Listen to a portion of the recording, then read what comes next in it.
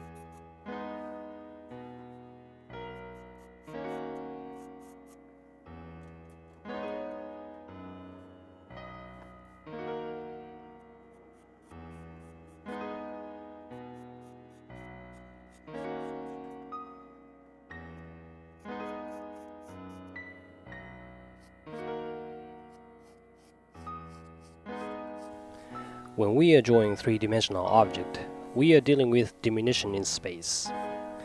Diminution in art usually means how objects look smaller towards the background.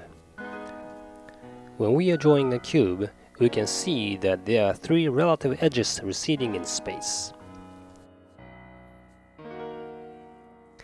3 goes to the left side and the other 3 goes to the right side.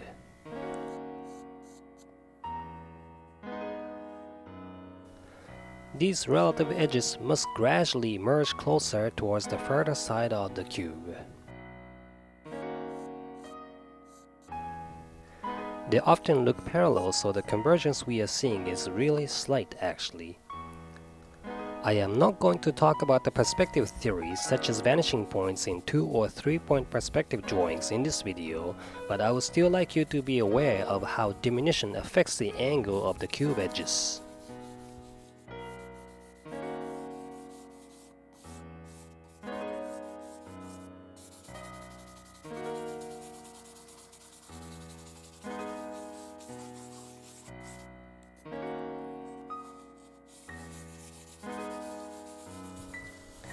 Reverse convergence is something we also want to avoid.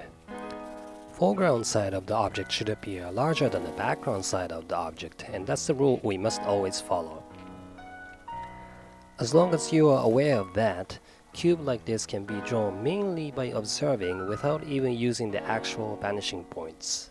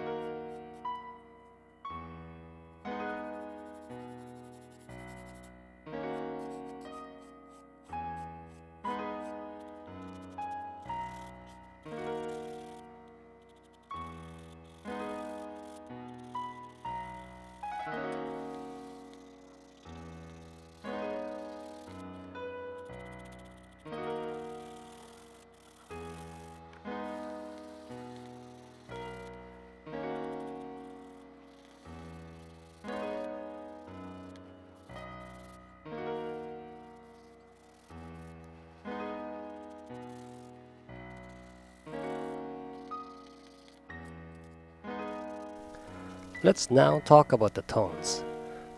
Unlike the round objects, cube has 3 visible surfaces and they are all flat. You may think that we are seeing flat tones on flat surfaces, but that's not quite right. Cube is sitting on top of something else, in this case the table. And a tabletop is giving this cube a reflected light. This means the lower half of the cube appears just slightly lighter. It's really slight, so close observation is necessary to capture the small change in values. This in fact is a good example of how objects change their appearances depending on the environment. The shadow side of the moon may often look pitch black, but the shadow side of the sphere in a still life setup is not so dark. That's because the still life setup is surrounded by many things in interior environment, so there are a lot of secondary lights such as reflected lights and subdominant lights. In my setup, the only secondary light that is taking effect is the reflected light from the tabletop, so the lower half of the cube's shadow surface is just slightly lighter than the upper half.